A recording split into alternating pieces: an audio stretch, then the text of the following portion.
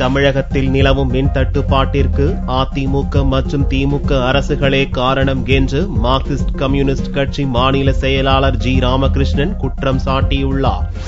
மதுரையில் Marxist communist கட்சி மாநில செயலாளர் ஜி ராமகிருஷ்ணன் செய்தியாளர்களை சந்தித்தார். காங்கிரஸ் மற்றும் பாரதிய ஜனதா கட்சிகளுக்கு மாற்றாக இடதுசாரி கட்சிகள் மட்டுமே செயல்படும் என்று கூறிய ராமகிருஷ்ணன், தமிழகத்தில் தற்போது நிலவி வரும் மின் தட்டுப்பாட்டிற்கு கடந்த 10 ஆண்டுகளாக தமிழகத்தை ஆண்ட திமுக அதிமுக கட்சிகள்தான் காரணம் என்றும் குற்றம் சாட்டினார். 2001 2003 10 இயர்ஸா ஏடிஎம்கே டிஎம்கே தான் பவர்ல இருந்தாங்க.